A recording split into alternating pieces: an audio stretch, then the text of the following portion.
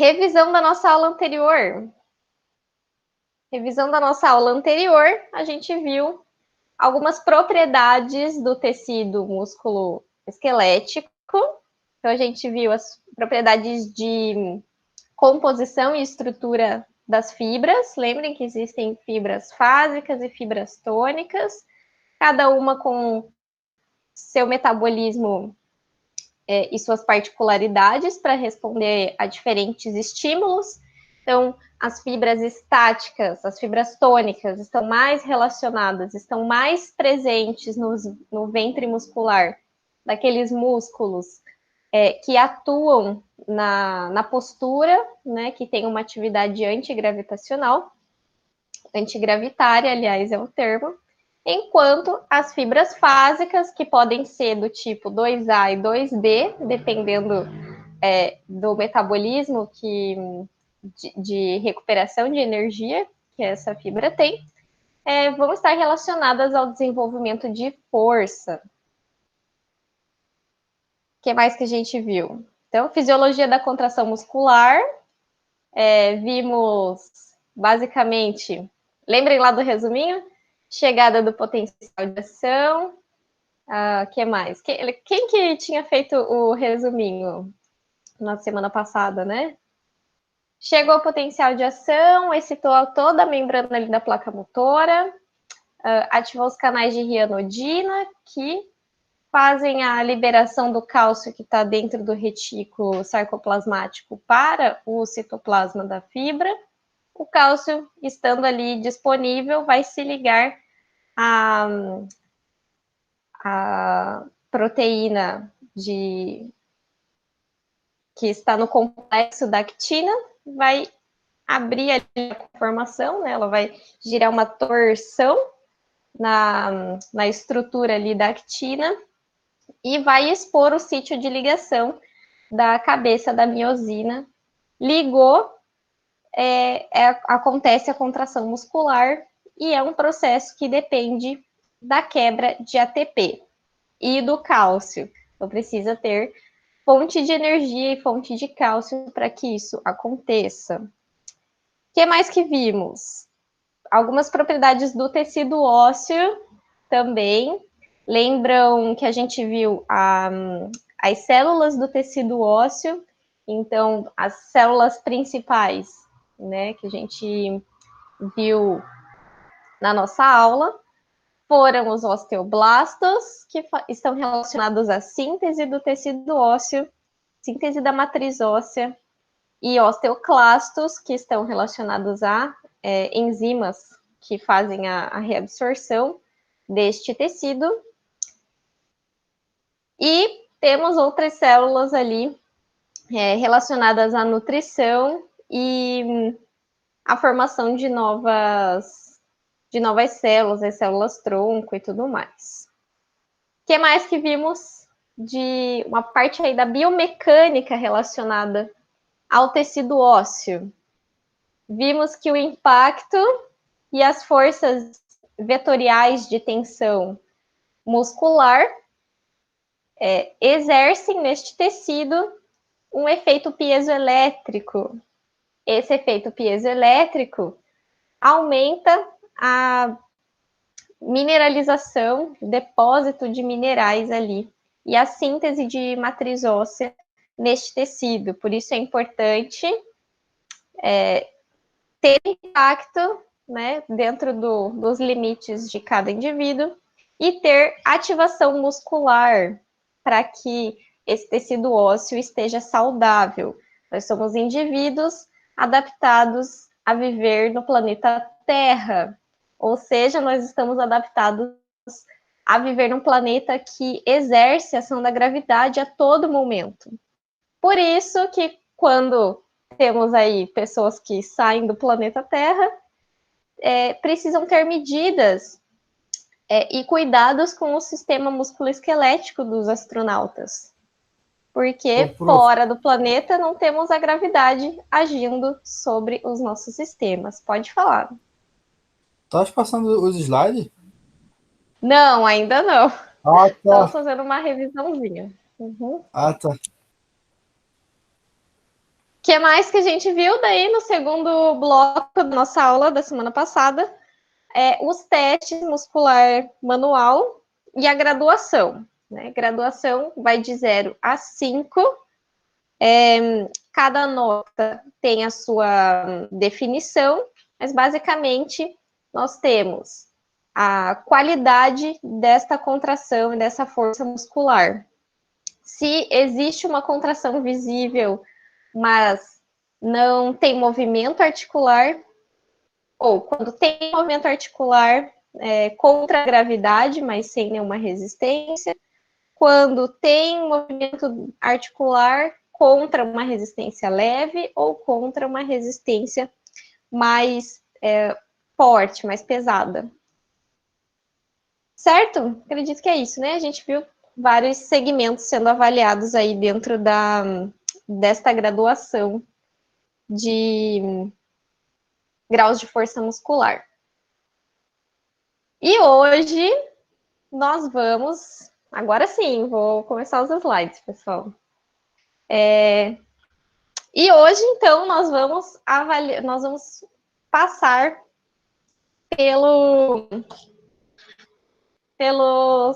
pela avaliação de extremidade superior, tá? Extremidade superior, a gente vai ver crânio, face e cervical hoje, certo? Então, vamos fazer aqui uma revisão da parte anatômica da extremidade superior. Como vocês lembram muito bem, né? Nós temos aí a nossa cabeça, basicamente, é composta por um arcabouço esquelético do crânio, envolto por tecidos que vão ser aí tecido muscular, tecido adiposo, tecido cartilaginoso. Temos a pele revestindo a parte mais externa e temos órgãos sensoriais que fazem parte dessa composição da nossa cabeça, principalmente da face. Então, temos lá nossos órgãos sensoriais. Os olhos, que vão captar todas as informações, os estímulos de luz. Os nossos nariz, nosso nariz, né? Um só, não no plural. Nosso nariz, que vai captar todos os estímulos de odor do ambiente.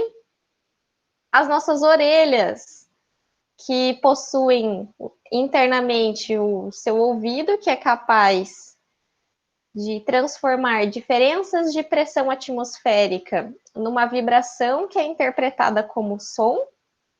E temos lá toda a parte da região da língua, que vai captar os nossos sabores, e em toda a região da cabeça a gente tem sensores táteis. Importante aqui na avaliação da cabeça é que a gente tem uma articulação muito sensível, muito importante, que é a temporomandibular, a ATM. A ATM, ela é uma articulação que geralmente está relacionada ou com queixas, com problemas da mastigação ou do arcabouço dentário, ou está relacionada a problemas lá da cervical. Mas é uma articulação sinovial e a gente vai abordar alguns aspectos dessa articulação ainda nessa aula, certo? Então, partindo lá da nossa parte óssea. Então, existe uma divisão didática entre a cabeça e a face, mas quando você pega um crânio, ele é um crânio inteiro, né? Não existe essa divisão. Isso é uma forma didática de ser estudado. Então, basicamente, existe lá a parte do crânio.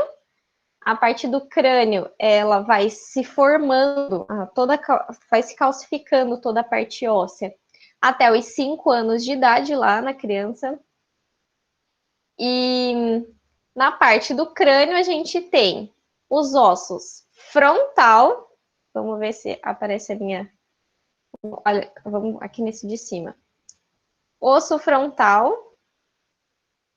Temos os ossos esfenoides. Os esfenoides, eles ficam mais aqui na parte interna, entre a nossa fossa orbital e a fossa nasal. Ossos parietais, temporais e occipitais. Aqui na imagem a gente consegue ver temporal aqui na parte lateral, parietal aqui em cima e o occipital está lá atrás. Né? É a parte lá de trás da nossa cabeça. E na face, temos aí a composição de 14 ossos faciais, incluindo mandíbula. Mandíbula é a parte mais baixa aqui, né, da nossa parte mais baixa aqui que compõe o mento e o ângulo da mandíbula. Temos a maxila, que é a parte superior dos dentes aqui. Temos os ossos zigomáticos e etimoides, que vão estar aqui relacionados a essa parte ao redor da fossa ocular. Então, e temos aí bolsões de ar dentro dessa composição óssea da face, que são os seios paranasais, e eles estão ali para reduzir o peso da extremidade superior. Então, eles estão ali para ajudar ao peso da cabeça ser sustentado pela nossa cervical, basicamente. Tá?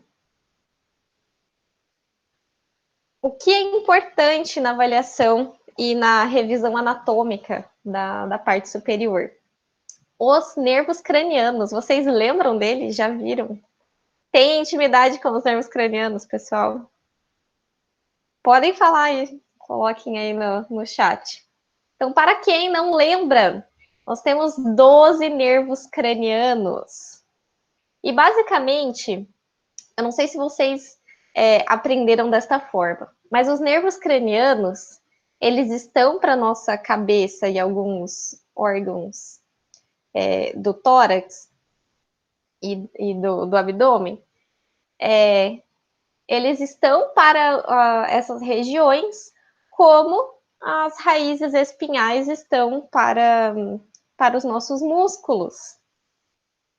O que acontece? Se vocês estudaram lá na anatomia, na neuroanatomia, a evolução do cérebro, desde o mais primitivo até o mais desenvolvido e mais complexo, toda a parte relacionada à sobrevivência, ela vem desde o indivíduo mais primitivo dentro da evolução biológica, dentro da evolução das espécies.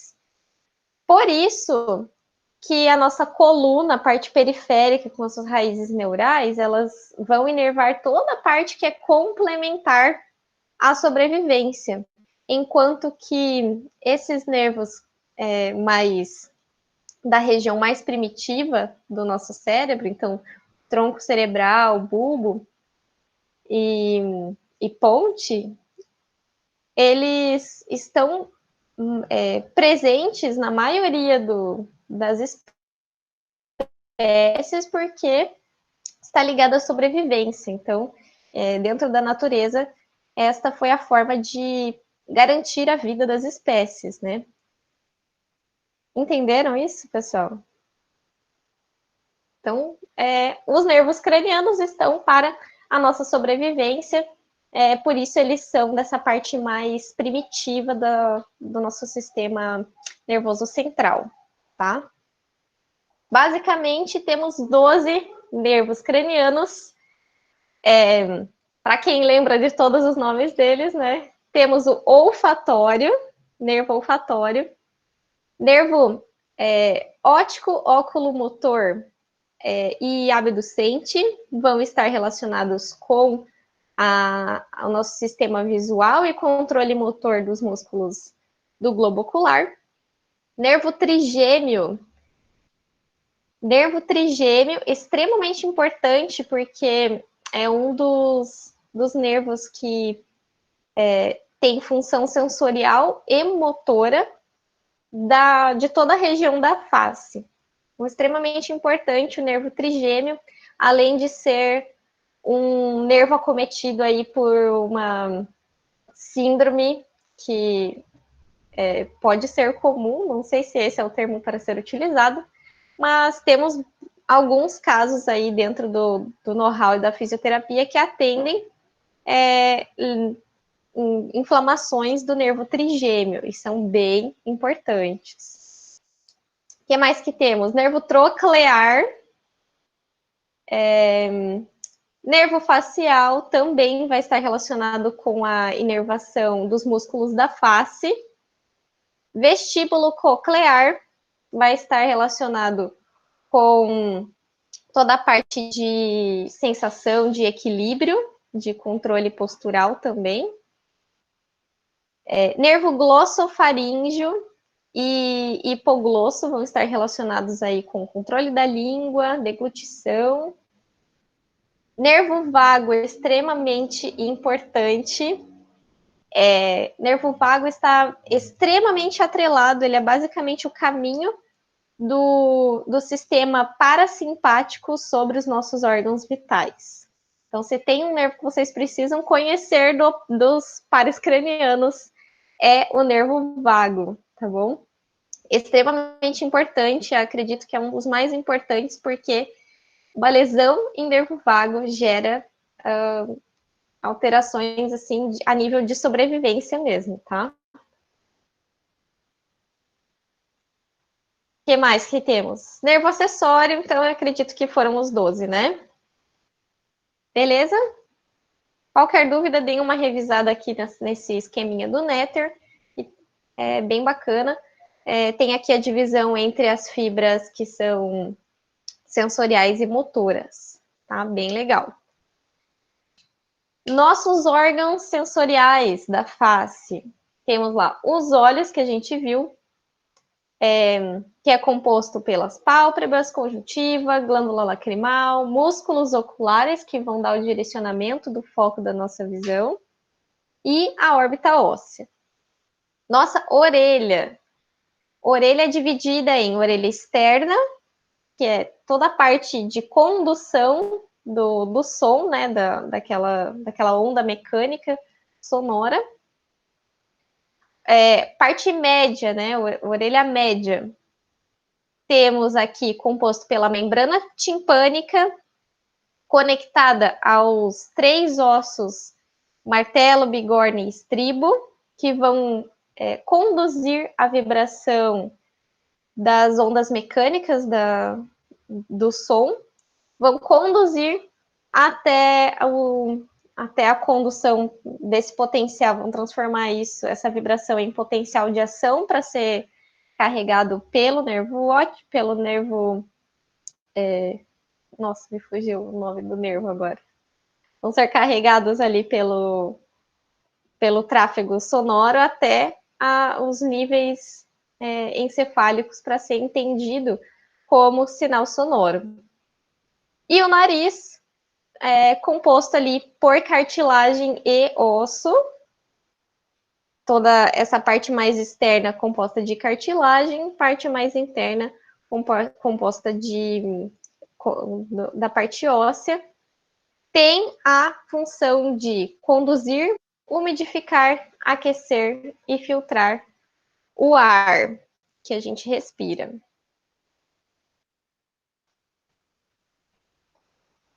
Certo? Então, a primeira coisa que a gente precisa identificar com o paciente que veio para ser avaliado de extremidade superior é identificar se existe um trauma crânioencefálico. Então, a primeira coisa que a gente precisa determinar na avaliação de extremidade superior é se existe um trauma crânioencefálico. Como que a gente vai identificar esse tipo de trauma? Então, vocês vão perguntar, né, pode ser para se o paciente estiver em nível consciente, fazer a entrevista com ele, ou com um familiar, um amigo que estiver acompanhando, né, sendo responsável por este indivíduo, no caso de não estar acordado. Então, a primeira coisa, identificar o mecanismo de lesão para tentar associar a área afetada. Então, falando sobre TCE, existe alguns mecanismos de choque, de impacto contra a nossa cabeça, contra a cabeça, basicamente. Tem lesão por impacto direto, então temos o que a gente chama de aceleração linear, que é quando existe aqui na fotinho, né?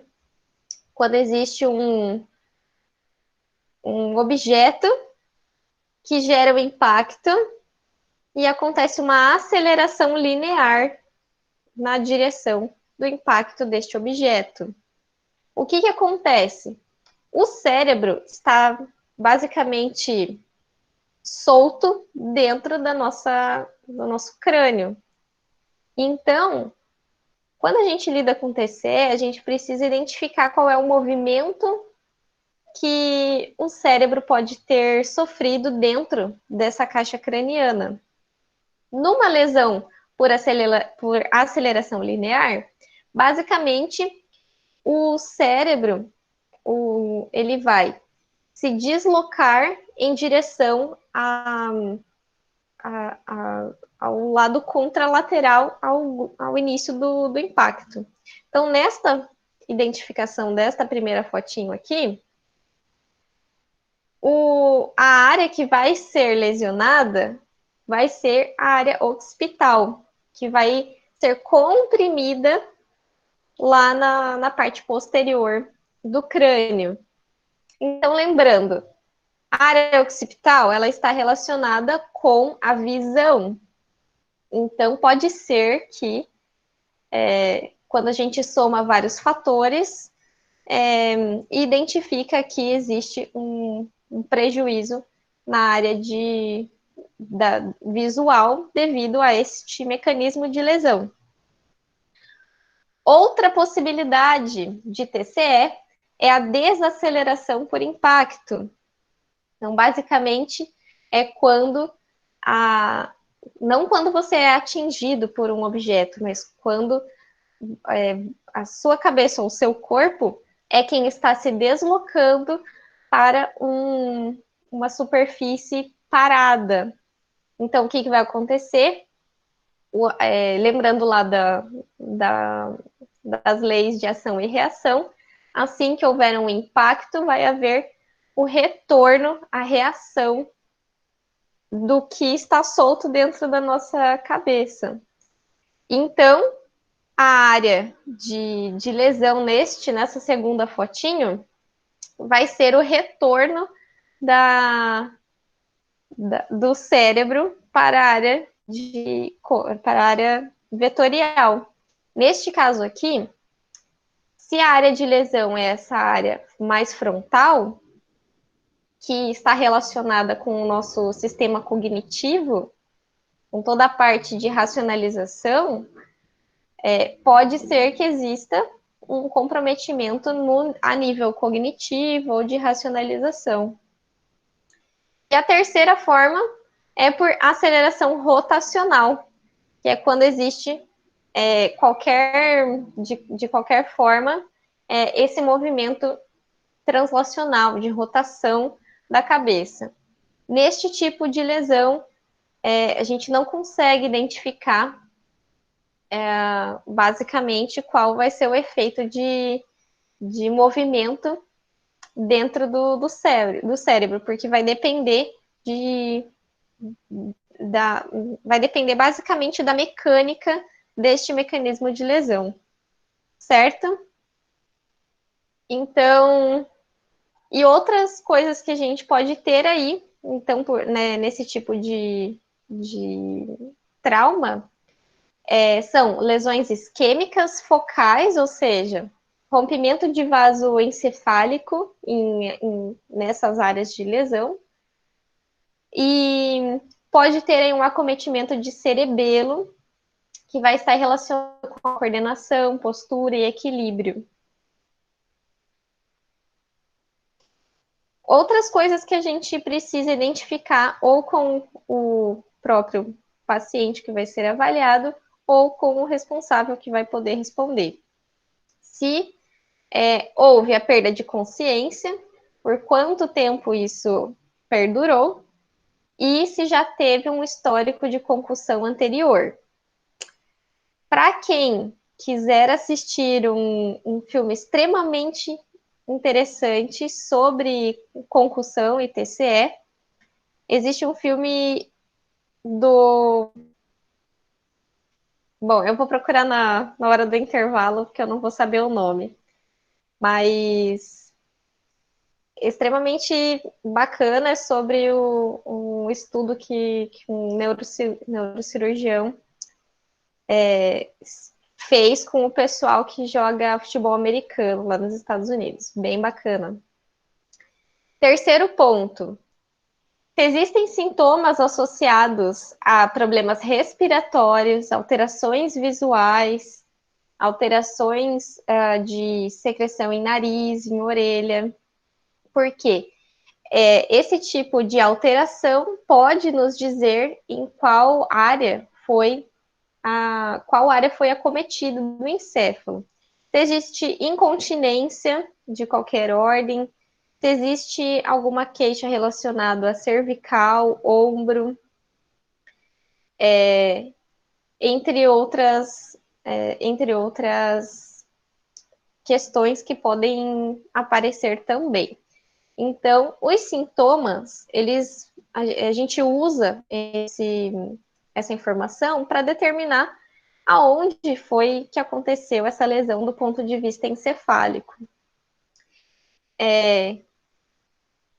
Quarto ponto, quais locais e limite da dor desse indivíduo? Qual o tipo de dor que esse paciente apresenta? Se é uma dor de característica de parestesia, se tem sensibilidade anormal. Por isso, devemos investigar os nervos cranianos, lembrando que os nervos pares cranianos, eles fazem toda a inervação da extremidade superior. Sim. O que é parestesia? Parestesia é aquela sensação de formigamento. Então, é uma sensação relacionada a uma compressão de uma raiz nervosa, uma sensação neural. E sensibilidade Tá bom, anormal pode ser, sensibilidade anormal, ela pode ser tanto uma redução da sensação tátil, quando comparada em áreas próximas ou em área contralateral ou em outra extremidade do corpo, quanto então, tanto uma redução quanto uma ausência da sensibilidade. Tá? Então, por isso é importante avaliar como que está a qualidade dessa dor. O que mais? Quinto ponto, avaliar o aspecto cognitivo deste indivíduo. Então, mesmo que o indivíduo ele esteja consciente após um trauma, tem que avaliar tanto com os responsáveis, familiares, se este indivíduo apresenta quadros que não são normais do ponto de vista da convivência, de irritabilidade, de perda de memória, confusão mental, desorientação. Então, isso são relatos que não só o indivíduo, mas os familiares vão poder dar. E, basicamente, estão relacionados aos comportamentos que podem estar relacionados com a presença de um edema cerebral ou realmente relacionado a um problema vascular ali da região encefálica. Como que a gente avalia aspectos cognitivos? se esse indivíduo consegue solucionar problemas simples, se ele fala normalmente e se apresenta algum problema de visão ou olfato. Tá? E aí, estas são as abordagens diretamente ao indivíduo. Os relatos de convivência vão vir dos familiares e dos responsáveis. Certo? Como que a gente avalia a parte da cabeça? Tirando todos os adornos, então não pode estar de chapéu, boné ou qualquer outro tipo de protetor na parte do crânio.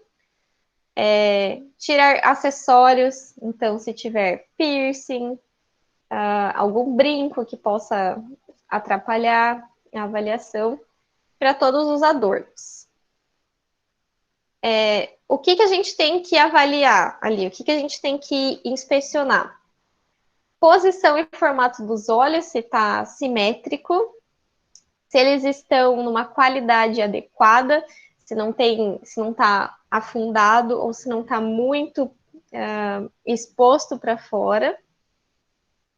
Avaliar qualidade ali do alinhamento do nariz, para ver se não tem um deslocamento da cartilagem de composição do nariz. Avaliar boca, dentes, para ver se manteve o alinhamento normal, ou se pode ter a presença aí de uma fratura de maxila. E alinhamento das orelhas também. Avaliar expressões faciais e movimentação dessas expressões faciais. Então, a gente vai pedir algumas caretas ali para esse indivíduo fazer na avaliação dos músculos da face. Avaliar também a sensibilidade desses músculos da face, que estão inervados, toda a parte sensorial, pelos pares cranianos. Avaliar a presença de lacerações, ou seja, de cortes, de machucados que possam estar ali, equimoses e hematomas que pode ter ali na região, especialmente na área da região inferior dos olhos. Existe um acúmulo quando a gente tem alguma lesão da cabeça e da face, nessa parte inferior dos olhos, que são acumuladas toda a parte de hematoma antes de ser drenado pelos vasos linfáticos da cabeça. Porque essa é uma área mais rica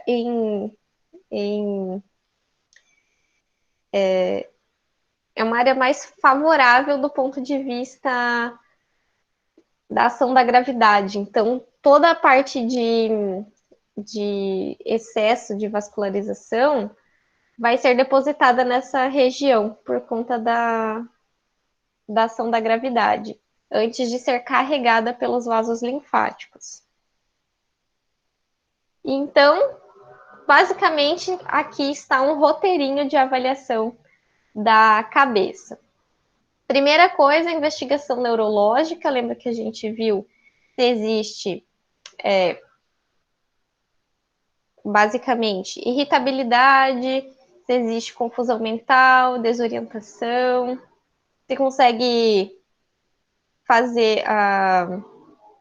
resolver alguns problemas de raciocínio e tudo mais.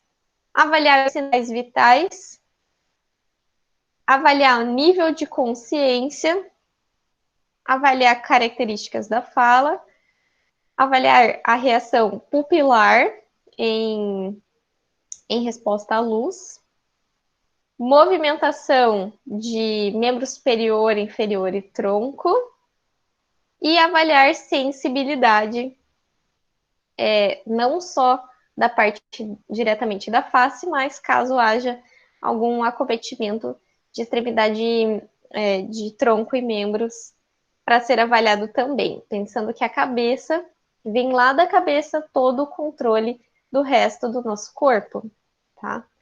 Então, extremamente importante. Certo? Após descartar qualquer suspeita de TCE ou após avaliar um TCE pregresso e identificar que não existem mais lesões que geram aí prejuízo de sobrevivência desse indivíduo, a gente pode avaliar a face em si. Como que a gente avalia a face? Basicamente, precisamos investigar ali o contorno de todo o componente ósseo, e verificar o tegumento dos tecidos moles, que vai incluir ali músculos, a pele, a parte de tecido adiposo, e identificar se não existem fraturas importantes ali em mandíbula, maxila, zigomático e em outras regiões do crânio, no caso, certo? Temos aqui um tipo de avaliação de fratura que se chama fratura de Lefort. Existem 3 graduações para esse traço de fratura da face. E o teste, basicamente, é um teste de gaveta. Ou seja, é um teste provocativo para ver se o osso está estável. No caso, se estiver movimentando, existe o traço de fratura, certo? Como que a gente avalia esse tipo de teste de gaveta? Basicamente, mantendo a estabilização na parte mais superior da face, né? Parte mais parietal, na parte mais frontal, e segurando com a outra mão, que vai fazer o teste da gaveta, sobre o palato, que é essa parte do céu da boca, e a parte anterior da gengiva. E vai fazer uma força de tração, né? Trazer essa parte da maxila para frente. Então, quando tem movimentação, esse teste é positivo. Tem um outro tipo de teste, que é o do abaixador de língua. Basicamente, esse indivíduo vai morder um palito e você pode avaliar a força que ele tem de fechamento de oclusão ali dos dentes sobre o palito e pode avaliar a força de manutenção dessa contração, certo? Nos olhos, quando a gente vai avaliar os olhos, basicamente você vai pedir para esse indivíduo mover de forma ativa o seu olho nas direções que você solicita. Então, vai fazer um movimento lá de olhar para cima, olhar para baixo, para a direita, para a esquerda.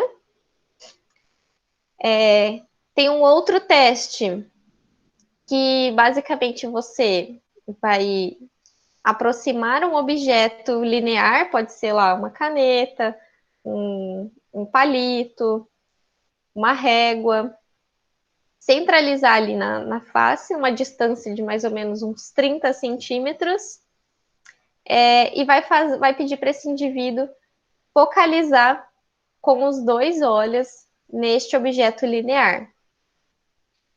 Com o indivíduo focalizado neste objeto, você vai aproximar ao centro da face em direção ao nariz. E o avaliador tem que verificar a simetria entre os 2 olhos na focalização.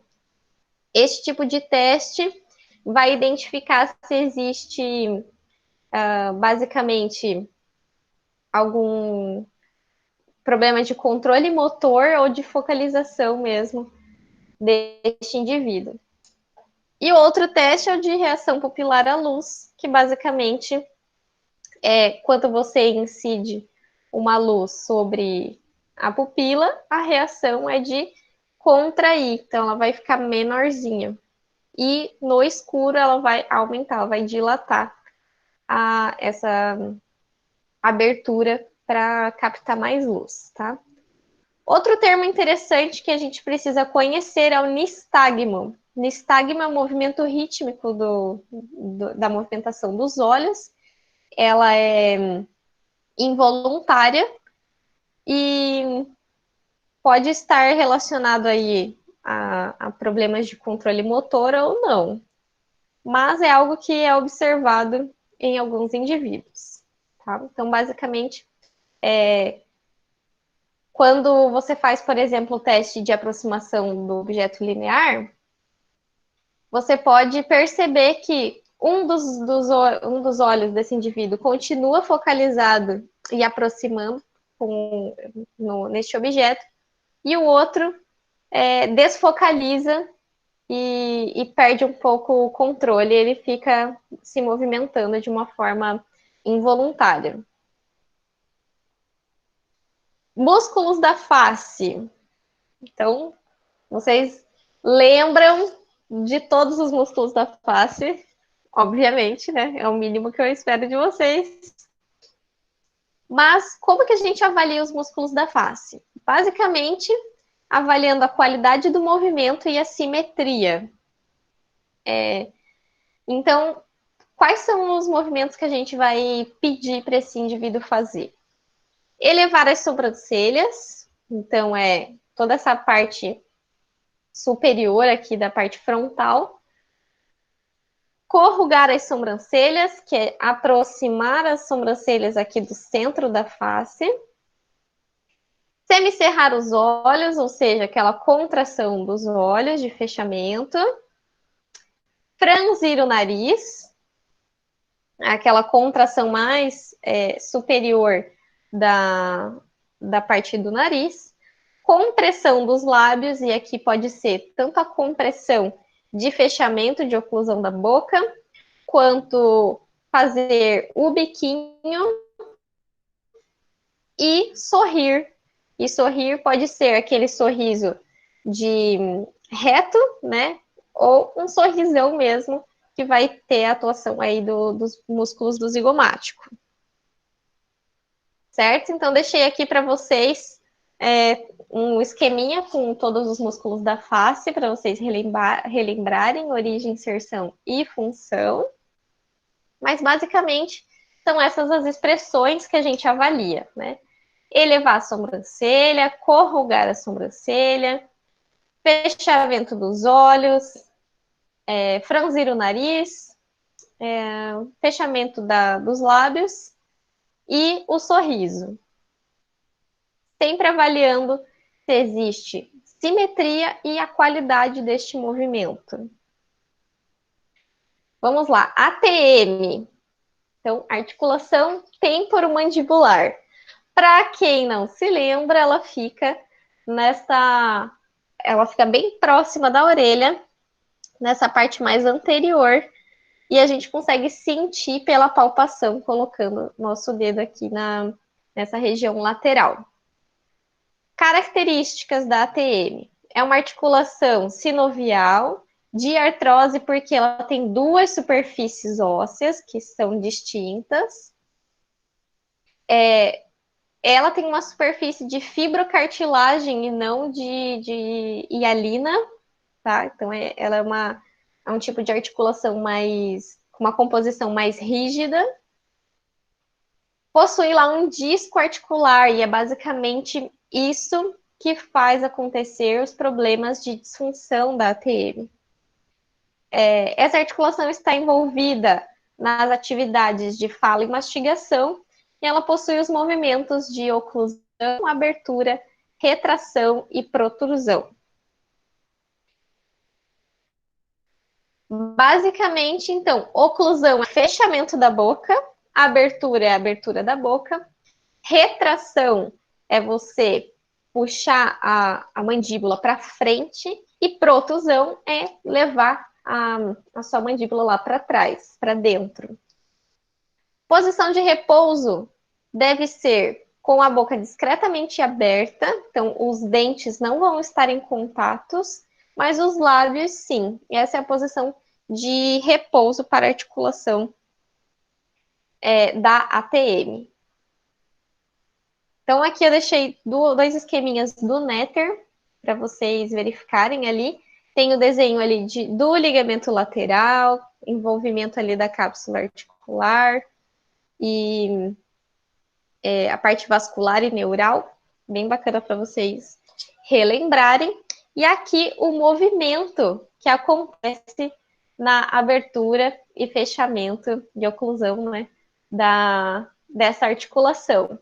Basicamente, vocês conseguem perceber que o disco articular, ele se movimenta sobre o deslizamento do côndilo, né, que é essa parte mais redondinha da, da superfície óssea. E este disco, quando ele tem algum problema na absorção deste movimento, é que a gente tem os problemas relacionados à disfunção da TM. Também pode ter relação com problemas ligamentares, tudo depende da característica da sintomatologia deste indivíduo, certo? Músculos que estão envolvidos na ATM. Então, a gente tem músculos que estão relacionados à mastigação, e dentre eles, a gente tem aí uma divisão entre os elevadores e os protusores. E, além disso, tem músculos que não estão relacionados à mastigação, mas têm relação com a ATM, como trapézio, escaleno, zioídeo, digástrico, externo e os músculos da mastigação basicamente são masseter, temporal, pterigoídeo medial e lateral, tá?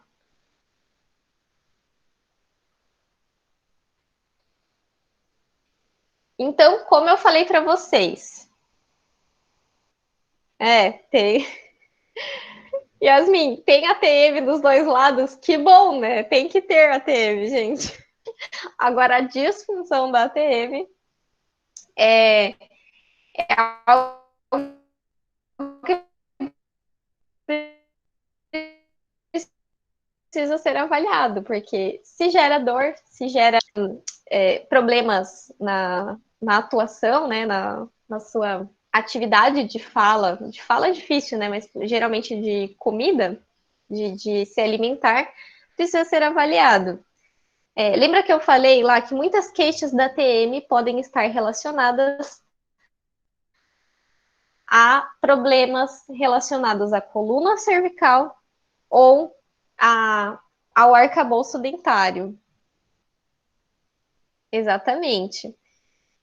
Então, basicamente, na avaliação da TM, a gente vai investigar se existe dor ou restrição ao abrir ou fechar a boca, porque os padrões de movimento, os padrões de restrição ou de dor vão ser diferentes dependendo do tipo de movimento que causa essa dor ou restrição, tá? Então tem que avaliar quais os movimentos da mandíbula causam dor. É no fechamento, é na abertura, no desvio lateral que a gente faz. Se consegue mastigar com os dois lados ou não, tem uma abertura maior tem um espaço maior na abertura de um lado do que do outro. Existe crepitação ou estalo, bastante importante, porque se a gente tem crepitação ou estalo, a gente relaciona a problemas com o disco, tá? Então, são problemas aí que a gente chama intraarticulares. Se já houve bloqueio, se já houve luxação dessa articulação. Neste esqueminha aqui que eu coloquei para vocês, está demonstrado o mecanismo de anteriorização da cabeça que altera a posição de repouso da mandíbula e sobrecarrega a ATM. Então, pessoas que apresentam uma postura de maior anteriorização da cabeça. Ô, professora, Exemplo, vocês aí em casa. Oi, tá travando? Muito? travando muito? Vamos Muito. ver aqui. Deixa eu ver se eu consigo entrar aqui pelo celular.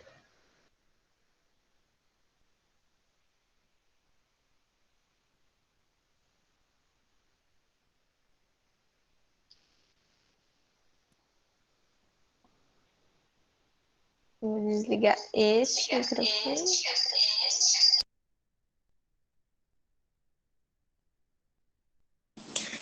Aí, vamos ver se aqui pelo... Opa.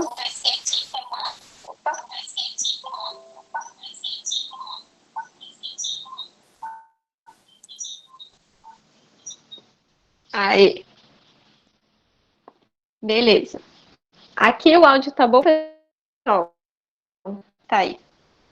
Ver se melhora pelo menos o áudio, né? Tá indo, agora tá indo. O slide vocês vão acompanhando.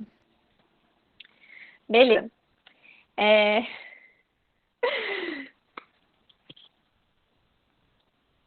Ainda deixa eu pôr no 4G aqui, então, pessoal.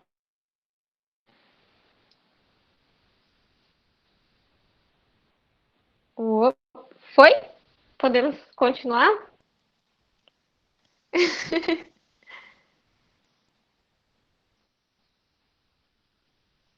Sim? Então vamos lá. Aqui no esquema, a gente tem esta demonstração aí, e eu quero que vocês tentem fazer em casa. Joguem aí a cervical de vocês lá para frente, façam anteriorização e percebam o movimento da mandíbula. Percebam que ela tem essa tendência de ir para trás. Quando a gente joga a nossa cervical lá para frente, a tendência é da nossa mandíbula vir para trás. Este é exatamente o mecanismo de sobrecarga, porque vai aumentar a pressão de contato da ATM, do côndilo, com a outra superfície ali óssea, certo? O que acontece? Pessoas que têm este tipo de característica vão apresentar, além da sobrecarga na ATM, maior chance de ter respiração bucal, porque a gente vai ter esse afastamento das extremidades. Mais alguma coisa aqui? Acho que é isso, né? Como que a gente avalia a ATM? Com movimentos ativos, que é abertura, oclusão, desvios laterais, retração e protrusão. E aí, feito movimento ativo, é importante o quê? Mensurar esse movimento. Então, a gente pode mensurar, por exemplo, a abertura com uma régua, ou pode mensurar a abertura com os nós dos dedos, basicamente pedindo ali ou para o seu paciente mensurar, ou o avaliador mensurando. E aí fazer testes de força muscular, né? Que se chamam os testes isométricos. Então, a gente tem aqui. Então, a gente tem aqui, basicamente, os formatos, né, de como são realizados e posicionados para fazer o teste isométrico. Teste isométrico para a abertura. A mão vai sobre a base do mento. Para o fechamento, os dedos vão ser aplicados na parte do lábio inferior aqui, né, sobre os dentes. Para desvios laterais, a gente vai sustentar na parte lateral que vai ser avaliada. E no movimento de retração e protusão, a força vai ser aplicada na parte anterior do mento, que é essa parte anterior do queixo, certo? Aqui no canto da esquerda da tela de vocês, existe ali um gráfico em T, que é basicamente para demonstrar o padrão de movimento da articulação temporomandibular. Por exemplo, você pede para o indivíduo fazer a abertura da boca ali, a abertura da ATM, né? E no fechamento, você vai avaliar se é um fechamento simétrico, se ele fecha bem retinho, ou se ele tem desvios, que está demonstrado ali no A, desvio primeiro para a direita, depois para a esquerda, ou no B, Está demonstrando ali que só ali no finalzinho da oclusão tem um pequeno desvio que o pessoal da odonto avalia como mordida cruzada, que é quando a gente não tem o alinhamento da parte superior e inferior dos dentes. Isso é um padrão, isso determina um padrão cápsula ligamentar. Então, pode ter um problema lá na cápsula articular ou nos ligamentos que estão sustentando essa articulação. E aí, no último gráfico ali que está demonstrado pelo C, temos o padrão de protusão, que é basicamente o contato entre os dentes, se ele fica mais anterior ou mais posterior, né, no momento de fechamento deste movimento, certo? Podemos fazer um intervalinho agora, tá? Para a gente voltar 10 minutinhos para a gente ver a avaliação da coluna cervical, que é bastante coisa, tá? Certo? Ficou melhor? Rolou até um remix. Deixa eu ver aqui o que vocês colocaram. Então, meninas que falaram aqui que apresentam a disfunção temporomandibular, vamos avaliar vocês lá na nossa aula prática, tá? Vocês vão ser nossos modelos para a gente avaliar e ver o que precisa melhorar e tratar. Vocês mesmos tratam vocês mesmos, entendeu? Para isso que é bom da fisioterapia, isso que é o ponto forte. Beleza? 10 minutinhos de intervalo, tá bom? Dúvidas podem deixar aqui, eu vou tomar uma água e já voltamos, pessoal.